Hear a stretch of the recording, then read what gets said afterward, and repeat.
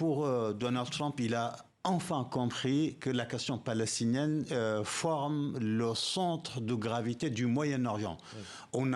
On est passé des accords d'Abraham où on a fait l'abstraction totale de la question palestinienne à la question palestinienne aujourd'hui en 2025 comme le centre, comme le pivot du Moyen-Orient. C'est à partir de ce moment-là, de cette vision-là, il parle du Moyen-Orient. D'ailleurs, il n'est plus question d'expulsion des Palestiniens, en tout cas dans le texte. Et donc, il y a un grand changement quand même. Factuellement, on va prendre de la distance avec nos jugements de valeur en termes idéologiques, mais voir les faits. Les faits, c'est quoi? C'est que quand il arrive, il dit de toute façon, dès le 20 janvier, il faut déporter les 12 300 000 Palestiniens.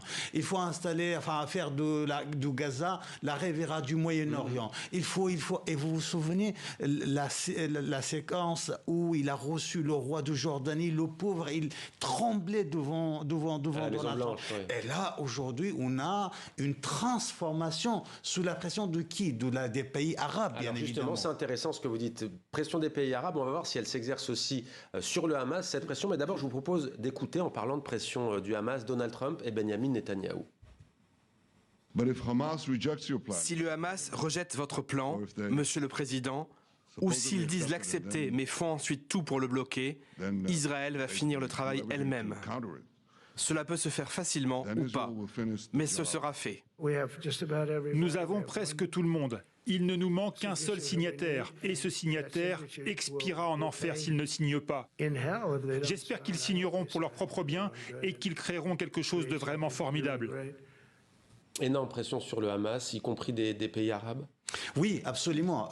Vous l'avez bien remarqué, tous les pays arabes, à l'exception d'Irak, même en Irak, le président kurde Nesharan Barzani a fait un communiqué pour dire, il a félicité Donald Trump, il a félicité les pays arabes.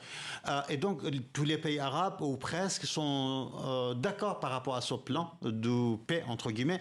Et ensuite, les pays islamiques, les grands pays islamiques, comme la Turquie, comme l'Indonésie, comme le Pakistan, tous ces pays-là forment à peu près 850 millions d'individus. C'est pas rien, c'est énorme. Donc ces pays-là, ils ont donné leur accord pour ce plan de paix. Le Hamas, oui, le Hamas aujourd'hui, il est désiranisé. C'est-à-dire quoi désiranisé? C'est-à-dire que le Hamas a perdu le soutien de l'Iran, du Hezbollah, du régime syrien, des Houthis très limités, les milices irakiennes.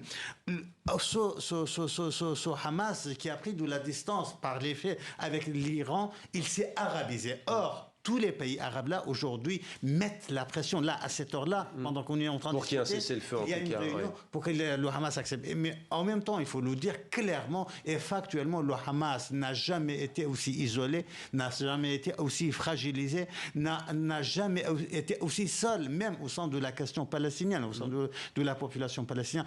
Et un dernier mot.